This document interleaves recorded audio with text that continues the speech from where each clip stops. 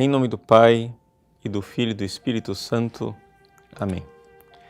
Inspirai, ó Senhor, as nossas ações e ajudai-nos a realizá-las, para que em vós comece e para vós termine. Tudo aquilo que fizermos por Cristo, Senhor nosso. Amém.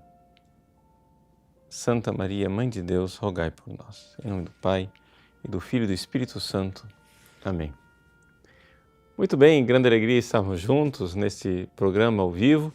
E no sábado passado, dia 15 de outubro, nós celebramos a memória de Santa Teresa d'Ávila. No dia seguinte, 16 de outubro, grande alegria também de vermos a canonização de Santa Elizabeth da Trindade. Vamos então, nessa segunda-feira, tentar continuar um tema que nós estamos tratando com frequência no nosso site, que é a questão dos principiantes, ou seja, a nossa passagem pela segunda e a terceira morada. E vamos fazer isso hoje através da biografia da própria Santa Teresa d'Ávila.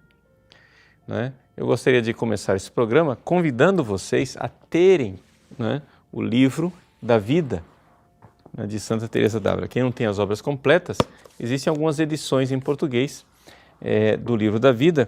Eu vou estar aí à disposição para vocês os capítulos 7, 8 e 9 do livro da vida. Está o link aí para vocês baixarem e poderem ler integralmente. Eu aconselho muito a vocês não somente lerem, meditarem, degustarem esses 3 capítulos, 7, 8 e 9 do livro da vida. Por quê? Porque eles descrevem aquele momento crucial que a gente chama de conversão de Santa Teresa, não é? E o que é essa conversão? A conversão de Santa Teresa d'Ávila, na verdade, é aquilo que nós chamamos de segunda conversão, ou seja, não é a conversão que geralmente as pessoas tratam de deixar uma vida de pecado, porque, na verdade, no fundo, Santa Teresa d'Ávila provavelmente nunca cometeu nenhum pecado mortal. Ela é muito sincera, nos relatos que ela faz da sua vida, e a gente vê que no meio dessa sinceridade dela, provavelmente nunca houve nenhum pecado mortal e, no entanto, ela vê as suas dificuldades. E aqui nós vamos tratar desta conversão. O que é esta conversão? É a passagem da terceira para a quarta morada. Ou seja, qual foi o itinerário dela para iniciar a segunda morada, para passar pela terceira morada para chegar na quarta. Bom, vamos deixar a santa falar ao invés de eu ficar aqui amolando vocês, porque eu acho que fala muito mais a vida do que essa coisa de eu ficar explicando demais. Então, vocês têm o texto na mão, eu quero começar aqui com o capítulo 7. Veja, por incrível que pareça, Santa Teresa ela tinha começado a ter vida de oração quando ela ficou doente, que o tio dela deu para ela o terceiro abecedário, ela começou a ter vida de oração, mas depois que ela foi curada, ela foi tomada por uma impressão, vendo que as outras irmãs não tinham vida de oração íntima, ou seja, as irmãs iam à missa, as irmãs faziam o ofício, e não era pouco, não entendiam muito do que rezavam, porque era tudo em latim, mas elas cumpriam suas obrigações, rezavam o terço, faziam a adoração ao Santíssimo, quer dizer, as irmãs, elas cumpriam aquelas devoções, aquelas suas obrigações, e Santa Teresa disse, como é que eu vou agora querer ter uma amizade íntima com Deus na vida de oração, eu que sou tão ruim? Então, aqui que vem a coisa, ela tinha uma vergonha de tratar, é o que ela diz aqui no início do capítulo 7, uma vergonha de me aproximar de Deus. Por que esta vergonha? Ela diz assim, eu vou ler para vocês. Esse foi o mais terrível engano que o demônio me podia fazer sob a capa de humildade. Por me ver tão perdida, passei a temer a oração. E ela diz mais abaixo, dizendo assim: pois não era justo fazer oração mental e relacionar-me tanto com Deus, quem merecia estar na companhia dos demônios e enganava os outros. Então ela começou a ver isso. E aqui, vejam, é interessante a gente, toda essa coisa de segunda morada, vamos começar a ter oração, vamos começar a rezar. Muitas pessoas vivem isso daqui que Santa Teresa está dizendo. Puxa vida, eu vejo os meus pecados, não é? Para que eu vou ter essa pretensão agora de querer ser santo? Não é? As pessoas vão caindo e caem em pecados graves, pecados sérios, e dizem, eu vou agora querer ser santo, tá, sei lá em que morada, eu que mereço estar em companhia dos demônios, não é? E ela, que era muito sincera, e ela com toda a objetividade diz, meu problema não era a vaidade, nunca foi. Né? As pessoas viam que ela era uma religiosa exemplar. Quando nós ouvimos Santa Teresa dizendo que ela era ruim, não pensemos que ela era ruim. É que acontece o seguinte, quanto mais você vai rezando, e ela aqui estava no início da vida de oração, só para você entender que essa é a sensação. Quando você começa a rezar, você se sente muito ruim, você começa a ver os seus pecados com mais clareza, você começa a ver misericórdia, o que é que eu estou fazendo aqui? Dá vontade até de nem comungar, por ver o quanto você é incapaz de amar.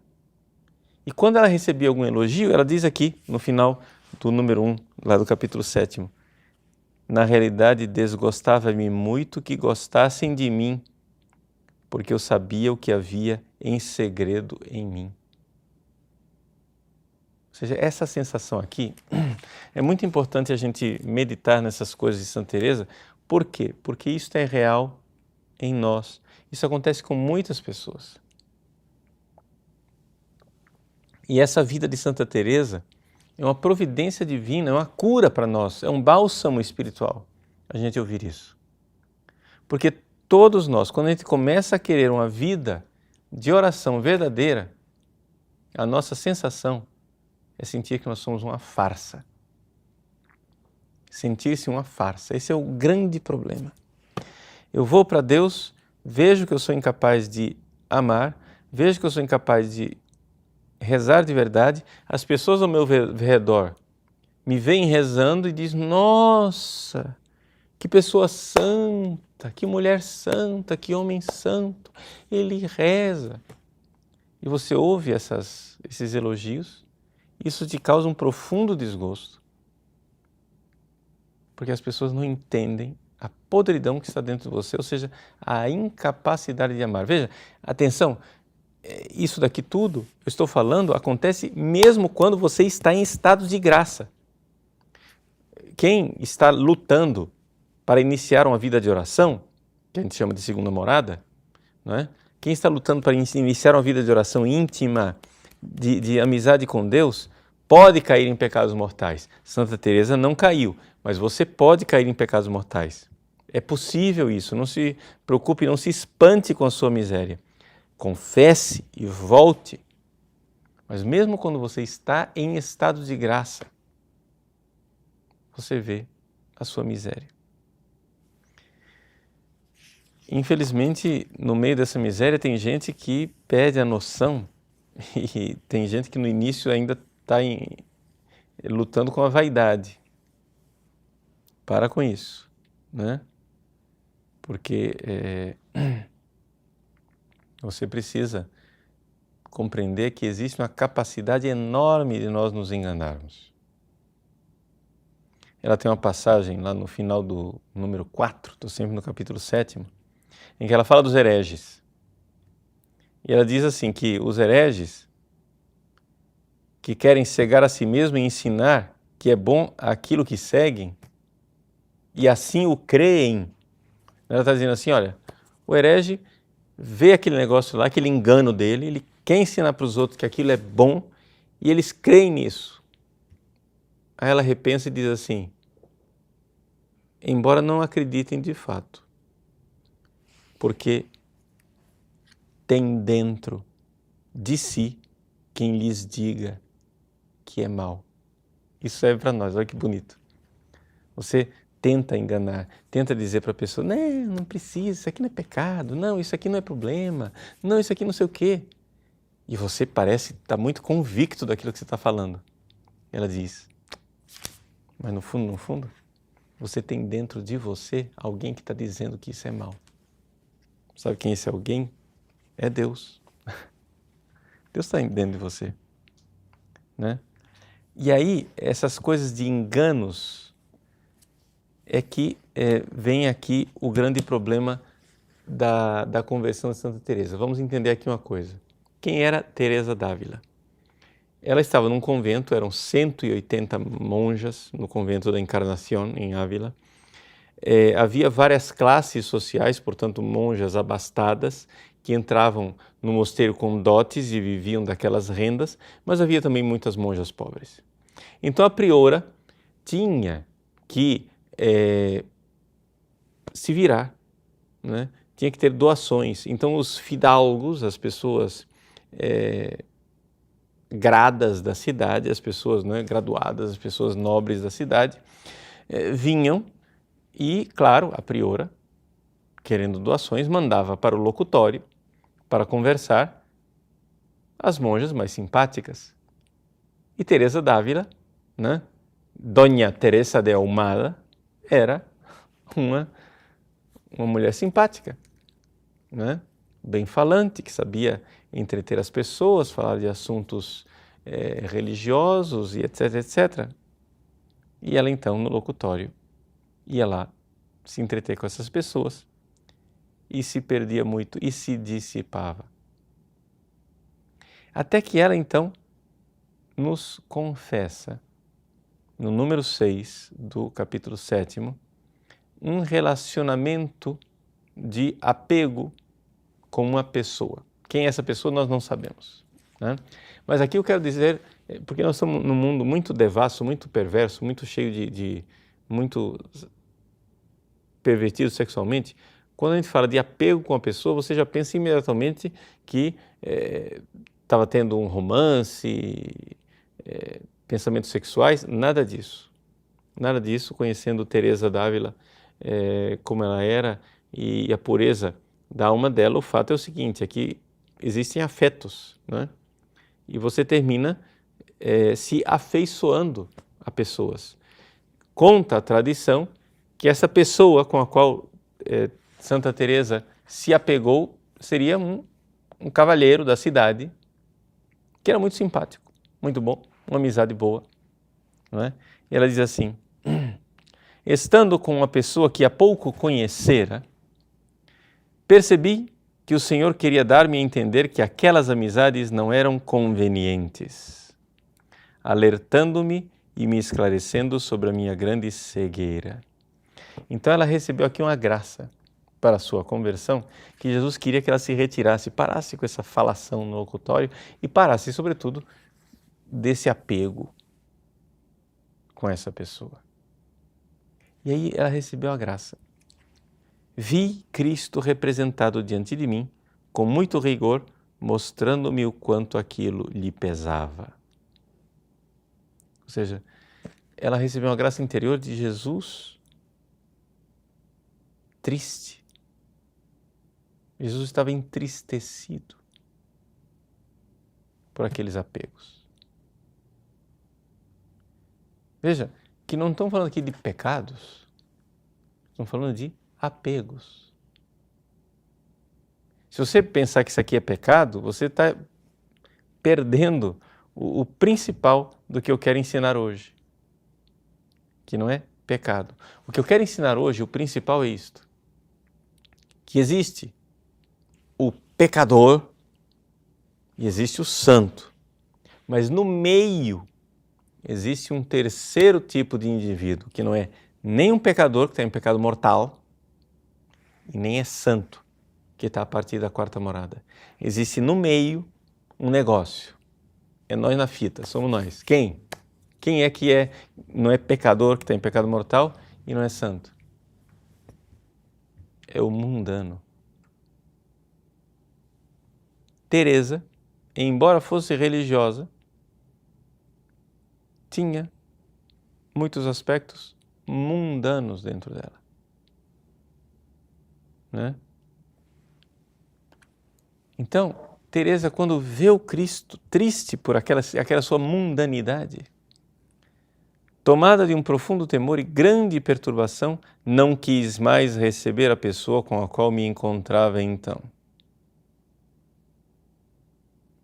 Então veja, e ela confessa com muita sinceridade, no número 7, o seguinte: permaneci vários anos nesse divertimento pestilento, mas nenhuma pessoa me trouxe tanta dissipação como essa. Então, você quer se voltar para Deus, mas é aquela história do passarinho. O passarinho quer voar. Ele já se livrou, ele estava preso por 1000 fios. Se livrou de 999, mas tem um que ainda estava lá impedindo ele de voar. Você pode dizer, não, mas eu já renunciei a muita coisa. Sim, mas não renunciou a tudo. Então, além desta visão interior que ela teve do Cristo, triste por aquela amizade apegada, tem um segundo evento que falou para ela, que foi um sapo que apareceu no locutório enquanto ela estava conversando com as pessoas e aquela pessoa que ela estava apegada também estava lá presente. E aquele sapo lhe pareceu muito estranho, uma espécie de sapo grande, dirigir-se para nós caminhando com a rapidez que não é própria dessas criaturas. Não tenho como explicar o aparecimento em pleno dia de semelhante criatura naquele lugar, pois aquilo nunca acontecera. E o que isso me causou, por certo, envolvia mistério, jamais tendo saído da minha lembrança. Então, Deus se serviu daquele pequeno acontecimento de um sapo lá, mais rápido do que o normal, um negócio assim meio extraordinário, para que Teresa visse o quanto ela precisava mudar. Então, vejam só, essa é a mudança de Teresa. Ela depois faz uma digressão, só para você que vai depois ler. Ela volta atrás no tempo e fala do tempo em que o pai dela estava vivo e como ela passou um tempo sem rezar, não é? Mas enfim, vamos para frente, porque senão a gente não chega ao ponto que eu quero chegar. No número 17, sempre capítulo 7 que nós estamos, ela diz assim, né? A minha vida era trabalhosa ao extremo. Esse texto aqui é fundamental, porque fala dessa história, desse terceiro estado, ou seja, não é o pecado e nem é a santidade. É o mundano no meio. Veja lá.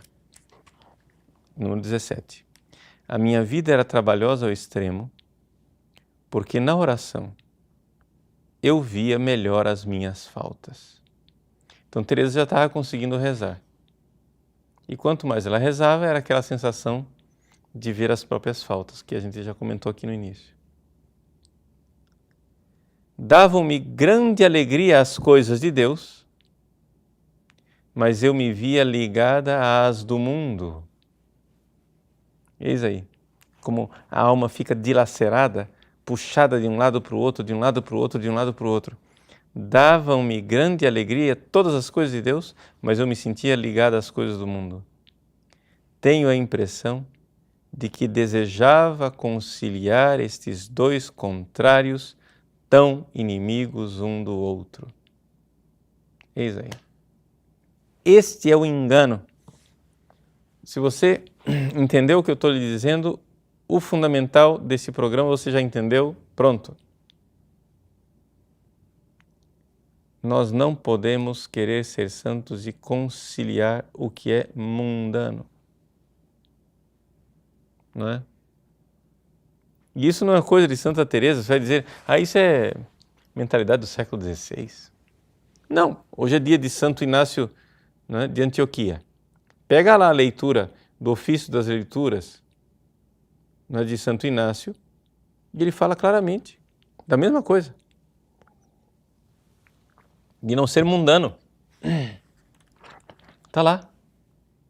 Quer dizer, estamos falando de um santo dos primeiríssimos séculos cristãos, conheceu os apóstolos.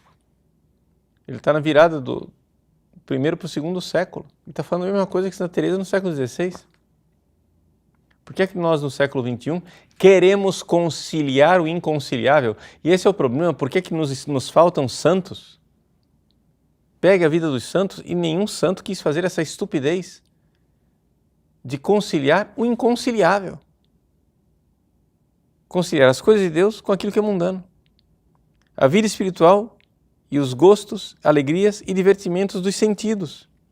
Na oração, eu passava grandes trabalhos porque o espírito não era senhor, mas era escravo e por isso não podia me recolher dentro de mim, que era o meu modo de proceder na oração, sem levar comigo 1000 vaidades. 1000 vaidades. Ela diz lá no número 19, lá embaixo depois ela diz, castigáveis minhas faltas com enorme ternura. Então esse trabalho, essa angústia, etc e tal, era uma forma de Deus estar realmente, né, trabalhando ela para essa coisa. E ela dá um conselho, no número 20. Ela dá o conselho de nós termos amizades espirituais. Porque nesse mundo onde você parece uma ave rara, não é? Então, chame outras pessoas para aprender a vida de oração, queira, né? Comecem juntos, gente, nós precisamos agora iniciar um movimento espiritual onde as pessoas realmente busquem a santidade. E eu estou falando para você que é leigo. Mas padre, como é que eu vou ser leigo e não vou ser mundano? Uma coisa é estar no mundo, outra coisa é ser do mundo. Eu também sou secular. Eu não estou dentro das grades do Carmelo. Nós precisamos ter grades de Carmelo dentro do nosso coração. Procurem ter amizade e relações com pessoas que se ocupem das mesmas coisas. Né? Por quê? Porque vai ter as amizades contrárias. No número 22, ela coloca o perigo contrário, que é exatamente tudo que ela viveu.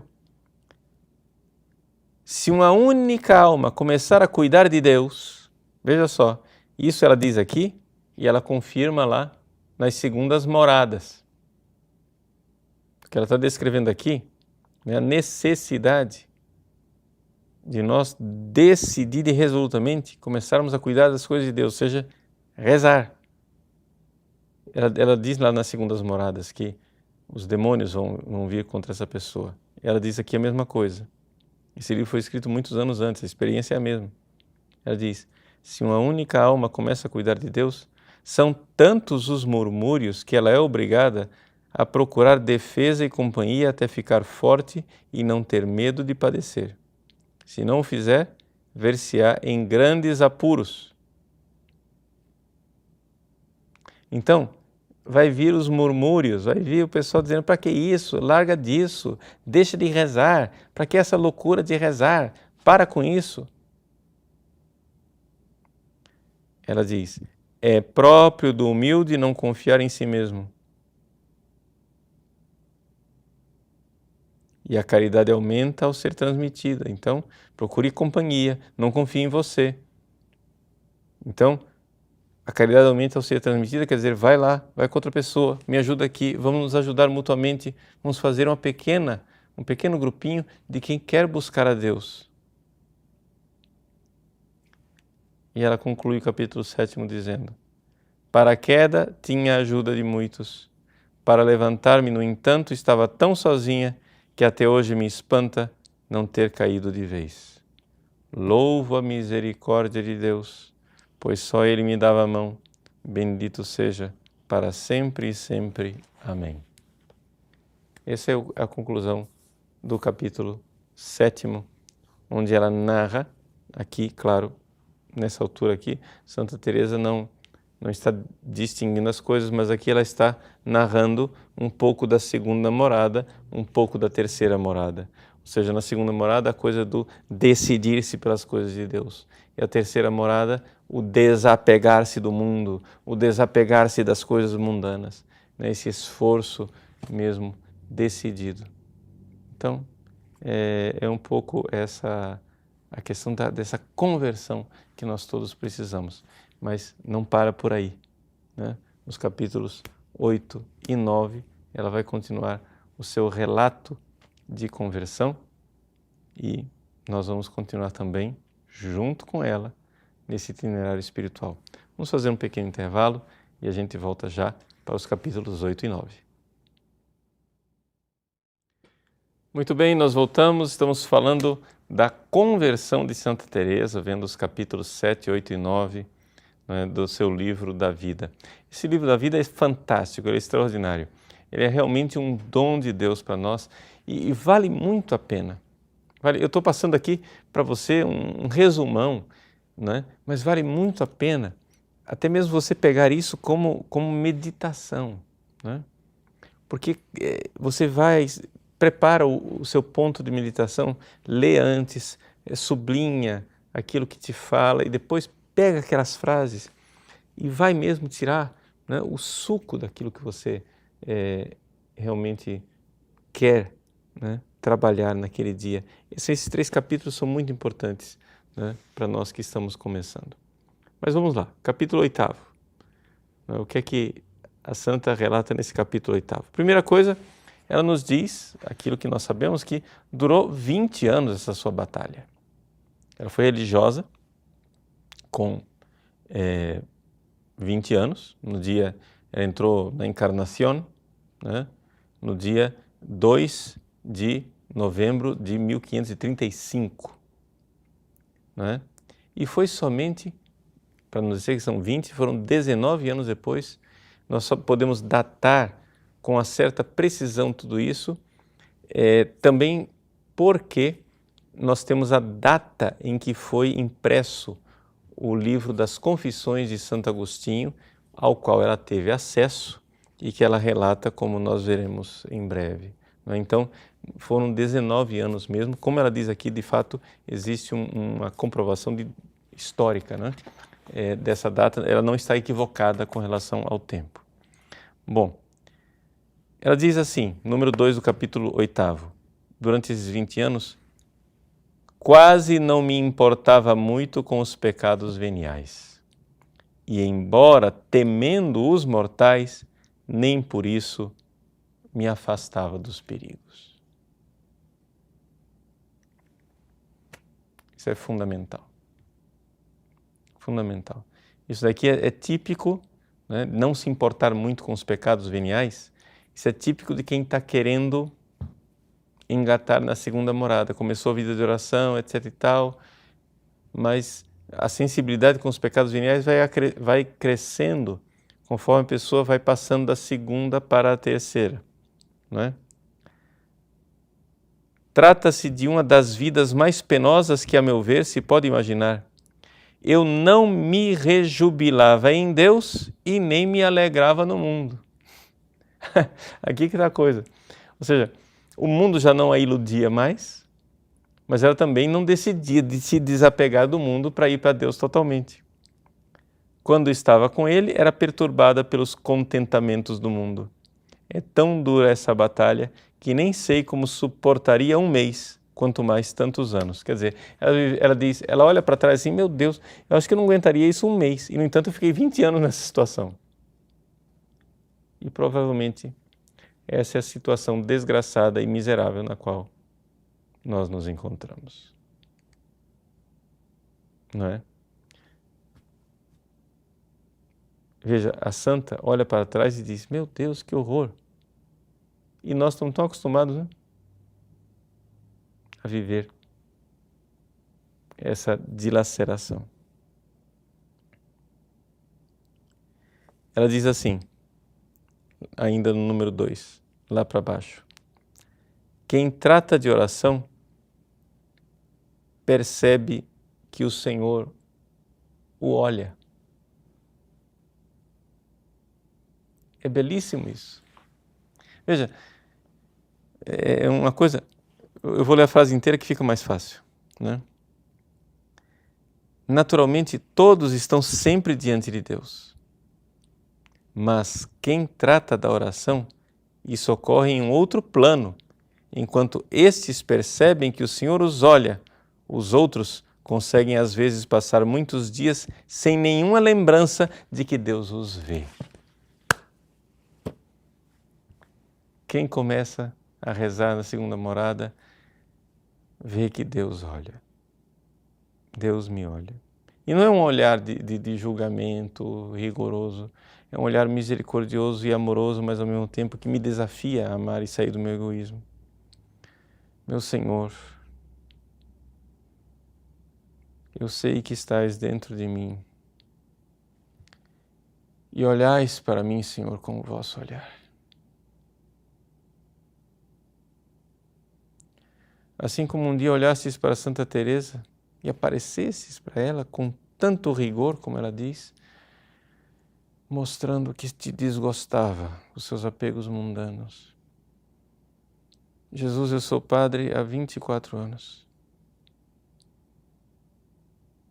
Vós olhais para mim.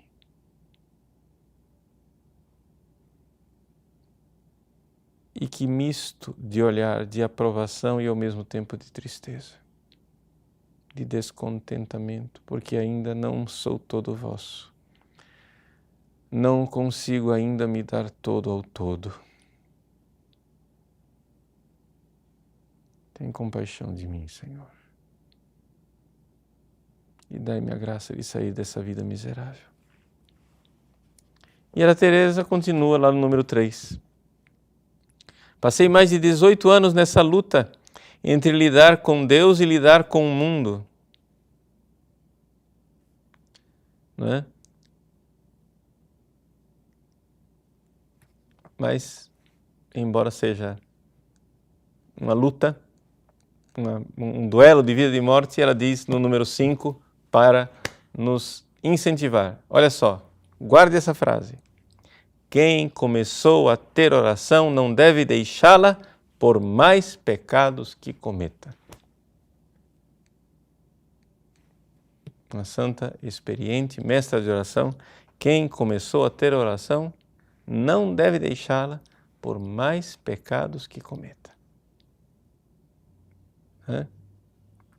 Que é importante você ver que o demônio vai tentar de tudo para você desistir. E o pecado do desespero está sempre ali, na esquina, esperando você, né, de tocaia. Bom, e aí vem, nesse número 5, a mais bela definição de oração dada por Santa Teresa, uma coisa extraordinária. Ela diz, você já conhece essa definição, oração não é senão tratar de amizade, estando muitas vezes tratando a sós com quem sabemos que nos ama. Tratar de amizade a sós com quem sabemos que nos ama. E ela então diz assim: levando-se em conta o muito que ele vos ama e quanto vale ter a sua amizade, passai pelo sofrimento de estar muito na presença de quem é tão diferente de vós. Então, para um pouco para pensar nisso. Ela vai aplicar isso aqui na frente, nessa dificuldade. Ou seja, ela vai tratar isso no número 6, ela fala, né, que a gente tem que ficar pelo menos 2 horas por dia de oração, que é o método teresiano, ficar 1 hora de manhã e 1 hora à tarde ou à noite rezando. Mas ela diz, isso não é fácil, né? Porque no número 7 ela diz assim, que eu ficava esperando bater o relógio. Né? Para nós, quem está começando, não comece com 2 horas, evidente, comece com meia hora. Mas quando você começar com meia hora, você põe lá o cronômetro, né? Chega o Natal e não chega meia hora. Você reza, diz, nossa, já rezei bastante. Aí você olha no relógio, só passou 5 minutos, meu Deus, misericórdia. É assim no começo, não se preocupe, é isso mesmo. E Santa Teresa está dizendo isso. Mas veja, isto que ela descreve, vamos voltar atrás, lá no número 5, finalzinho do número 5, ela diz assim, leve em conta o quanto ele ama você e o quanto ele quer sua amizade. Então, passe pelo sofrimento de estar na presença de quem é tão diferente de você. Deus é amor infinito e você é egoísmo. Então, é evidente que o egoísmo e o amor não convivem com muita facilidade. Mas aguenta firme, não desiste não. É por aí, né? E ela diz assim, olha, eu passei por essas dificuldades todas e olha que todos os confessores e diretores espirituais que eu tive na vida, todos disseram que eu tenho muito mais coragem e decisão do que a maior parte das mulheres. Né? Isso no número 7 ela diz. E o número 9, ela diz aquilo que é um princípio espiritual. O que é que nós queremos obter com essa oração toda? Né? Nós queremos tirar os obstáculos para que Ele nos transforme. Deus não vai fazer violência. Então você precisa estar lá como a viúva. É o evangelho de ontem, a insistência, o perseverar na oração. Ele diz assim, se lhe impusermos obstáculos e nada fizermos para retirá-los, como ele poderá vir até vós? Você tem que tirar os obstáculos. Essa é a finalidade nossa, né? Aí vem o problema. Número 11. Bom, o número 10 ela trata do demônio. Tudo bem, a gente já sabe disso daí. Mas o número 11 ela trata de um outro problema. Me desculpa lá. Se era verdade isso no século XVI, misericórdia, que nós vamos falar do século XXI. Os confessores. Ela diz assim, eu vou ler desde o início, porque é mais fácil de entender. Eu gostaria de saber descrever a escravidão da minha alma naquela época. Ela já faz 2 capítulos que ela está tentando descrever essa escravidão de 20 anos. Porque bem entendia que estava cativa, mas não percebia em que consistia o cativeiro. Ela. Agora vem.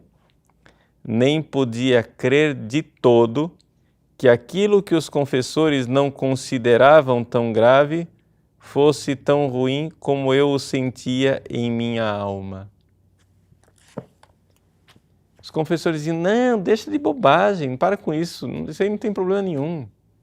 Mas ela sentia algo, que aquilo era grave, que aquilo era problema, mas ela não conseguia acreditar plenamente naquele sentimento, que ali tinha algum problema. E os confessores não ajudavam. E por isso ela ficava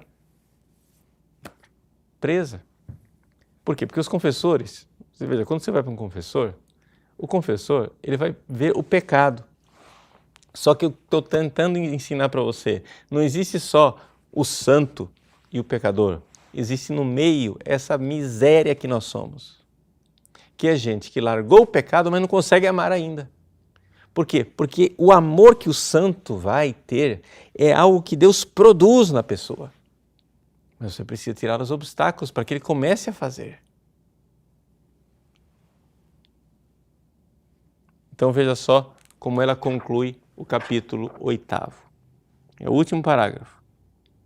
E é importante porque isso resume tudo. Eu desejava viver, pois bem entendia que não vivia. Veja que impressionante. Aquilo não era vida. Aquilo era uma morte disfarçada de vida. Parecia que era vida porque eu me mexia, mas não era vida. Eu desejava viver, pois bem entendia que não vivia, combatendo em vez disso uma sombra de morte, sem que ninguém me desse vida e sem poder consegui-la eu mesmo. E quem podia dá-la a mim, Você está falando agora de Deus, tá? Quem podia dar a vida a mim, quem podia dá-la a mim, tinha razão para não socorrer-me, pois tantas vezes me chamara a si e outras tantas fora abandonado. Ou seja, Deus constantemente chamando. Santa Teresa vai, chama e ela o abandonava. Bom, no caminho espiritual de Santa Teresa, vocês estão vendo aí que ela primeiro teve aquela situação do Cristo que se apresentou para ela espiritualmente, vendo que aquelas amizades eram um descontentamento para ele. Depois teve a história do sapo. Agora vem o golpe final, né? No capítulo 9, onde trouxeram a imagem de um Cristo chagado.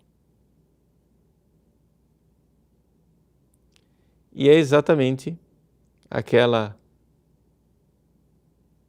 chagas, né, que ela começa então ali a cair em pranto de choro. O capítulo 9 vai nos colocar duas coisas, dois momentos em que ela, com o dom das lágrimas, digamos assim, com uma profunda movimentação interior de lágrimas, diante das chagas de Cristo e diante da conversão de Santo Agostinho, no livro das Confissões, estes dois momentos serão fundamentais. Ela conclui capítulo 9, ela conclui dizendo assim: eu pensava que as minhas lágrimas eram coisinhas de mulher ineficazes, pois eu não conseguia com elas o que desejava. No entanto, acho que me valeram. Por quê? Especialmente depois dessas duas vezes? Nas chagas de Cristo e nas confissões de Santo Agostinho, né? De tão grande arrependimento e de tanta dor no coração, passei a me dedicar mais à oração e me afastar das coisas que me pudessem trazer a perdição, embora não o fizesse de todo, contando com a ajuda de Deus para delas me separar. Por quê? Porque isso daqui foi o golpe, porque ali, a partir dali, Deus veio em socorro dela e ela então recebeu, porque essa é a passagem da terceira para a quarta morada, a pessoa recebe um desapego infuso, um desapego que vem de Deus, que não vem da força dela. Isso é intervenção divina. Mas levou 20 anos para essa mulher chegar nisso, né? Bom, voltemos atrás. Então teve a questão das chagas de Cristo, né? Agora, aqui existe uma mudança clara. No número 3 do capítulo 9, ela já está bem diferente daquilo que ela apresentava lá no capítulo 7, porque no capítulo 7 ela ainda confiava muito nas suas próprias forças. E Deus, numa espécie de luta, como aquela luta de Deus com Jacó, Deus quer que você desista. Deus quer que você desista de confiar nas suas forças e comece a confiar nele. Ela diz: eu já desconfiava muito de mim mesma e depositava toda a minha confiança em Deus. Eis aí. E ali começa a acontecer, né, uma passagem que é muito rápida, que é a questão do recolhimento, né, a oração de recolhimento infuso. E ela começa a descrever isso, né? Número 4. Eu rezava assim: como não podia raciocinar com o intelecto, esforçava-me para representar Cristo dentro de mim. Isso ainda não é o recolhimento infuso, tá? Isso é o método, está descrevendo o método de como ela vai chegar lá. Representar Cristo dentro de mim e sentia-me melhor, ao que parece, nas passagens onde o via mais sozinho. Então ela está descrevendo aqui como ela meditava, e meditava vendo o Cristo no Horto das Oliveiras, e durante muitos anos à noite ela só, antes de dormir, meditava o Cristo no Horto das Oliveiras, né? até que finalmente, né, comecei a orar sem saber o que fazia, né? E ela aconselha para os que querem caminhar na oração que tem um livro que o leve ao rápido recolhimento, está lá no número 5, né? E ela diz por que ela gostava de rezar na frente de imagens. Porque existem algumas pessoas que usam a imaginação para rezar. Santa Teresa não conseguia usar a imaginação para rezar. Ela, aqui ela vê nisso uma dificuldade, mas no fundo vai ser depois uma facilidade para ela. Por quê? Porque ela tinha o Cristo diante dela, mas sempre como uma pessoa, assim, ela sabia daquela presença, e isso já demonstra que ela já tinha um grau de oração um pouco melhor. Ela sabia daquela presença, mas era como uma pessoa cega, ela não via, né? Que é aquilo que é a visão intelectual, que não é propriamente imaginativa. Então como uma pessoa uma pessoa cega que fala com alguém que sabe que a pessoa está aí, eu não estou enxergando nada. É como eu que estou falando aqui com você, né? Eu não estou vendo você. Eu sei que você está aí, não é isso? Não estou falando com ninguém, não estou falando sozinho, não sou solipsista, né? Estou falando com você, mas não estou vendo você. Você está me vendo, mas não vejo você. Então assim também, ela tinha essa experiência. E é por isso que ela gostava muito de ter imagem. Então é como se você mandasse aí para mim uma foto sua. Não estou te vendo, mas eu estou aqui falando com a foto. E eu sei que é você que está ouvindo de verdade aí, mas a foto está me ajudando. Então é isso que era o rezar com imagens, né? Ela sabia da presença do Cristo. E ela via esta presença, né? E essa presença também estava dentro dela, né? Então, aí vem a questão das confissões de Santo Agostinho, onde ela lê as confissões de Santo Agostinho, a conversão de Santo Agostinho, derrama lágrimas abundantes, né? E finalmente ali acontece, né, essa mudança dentro da vida de Santa Teresa. E ela conclui dizendo: glória a Deus que me deu vida para sair de uma morte tão mortal, né? De uma morte tão terrível.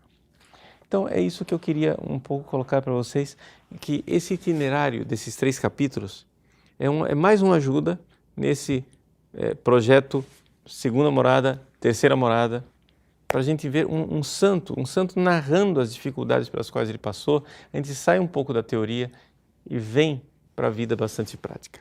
Algumas pessoas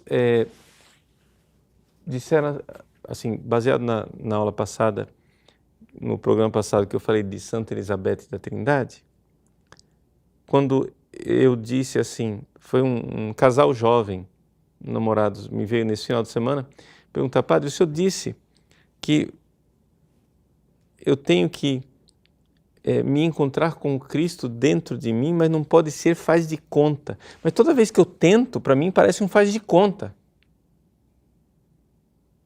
Como é que é? Então vamos ver. Qual é a diferença entre o faz de conta e o encontrar de verdade? É o seguinte: faz de conta que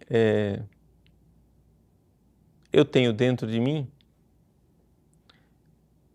as cataratas do Iguaçu. Eu vou e imagino as cataratas do Iguaçu aqui dentro do meu coração. Isso é pura imaginação. Mas acontece que, quando a gente fala da inabitação trinitária, que Deus está dentro de mim, eu tenho uma palavra de revelação do Cristo. Ele disse na última ceia que quem fizer a minha vontade, quem cumprir os meus mandamentos, eu e o Pai viremos e faremos morada nele. Isso é uma palavra, isso é uma certeza. Num ato de fé, você vê esta verdade. Não existe uma palavra do Cristo dizendo que as cataratas do Iguaçu estão dentro de você. Então, isso é coisa da sua cabeça. Mas aqui você tem uma palavra que diz. É como você, na Eucaristia, ele diz, isto é meu corpo, eu creio. Porque é ele quem está dizendo. É um ato de fé. Então, naquele ato de fé, não é? Eu sei que ele está aqui. Você pode até usar a imaginação se quiser. A imaginação aqui é só coadjuvante. Santa Teresa não gostava de usar a imaginação. Algumas pessoas gostam de imaginação, mas o fato é o seguinte, que você tem que aplicar a sua vontade a essa verdade e dizer assim, eu creio, ele está aqui. Eu não sinto, mas eu creio. Se eu estou em estado de graça, eu sei, ele está dentro de mim e está como meu amigo. Então se encontre com ele. Por mais que você esteja no mundo, queira se desapegar de tudo por ele. Você não precisa fazer voto de pobreza, mas você precisa usar o dinheiro por amor a ele. Você não precisa fazer voto de castidade, mas precisa ter a sua vida afetiva no amor por ele. Você não precisa fazer voto de obediência, mas você pode fazer a vontade dele em tudo. Você não precisa ir para as grades do Carmelo, mas você pode ter o seu quarto. Entra no teu quarto, aqui dentro. Meu Deus, que grande mistério. Que vós nos chamais a nos encontrarmos convosco. Nós tão diferentes de vós e tão miseráveis. Vós quereis trato de amizade conosco. Que alegria saber, Senhor, que eu tenho sempre um amigo dentro de mim. Por mais que eu seja inimigo de mim, eu tenho aquele que me ama sempre dentro de mim. Dai-me, Senhor, a graça de viver sempre debaixo do vosso olhar e não me esquecer de vós. Amém. Com alegria, nós ontem celebramos, né, a canonização de Santa Elizabeth da Trindade e hoje, para minha surpresa, uma pessoa veio e trouxe uma relíquia, um fiozinho de cabelo de Santa Elizabeth da Trindade, que eu nunca tinha, né, tido a possibilidade de uma relíquia dela, nunca fui a Dijon, na França, nada. Aliás, Elizabeth é para mim é uma amizade nova. Nós estamos aprendendo juntos a ter amizade com ela. Estou conhecendo aos poucos Santa Elizabeth. Então, nesse dia, embora hoje a aula foi dedicada a Santa Teresa, mas vamos pedir a bênção de Deus pela intercessão desta filha de Santa Teresa que foi canonizada ontem. Ave Maria, cheia de graça, o Senhor é convosco. Bendita sois vós entre as mulheres, e bendito é o fruto do vosso ventre, Jesus.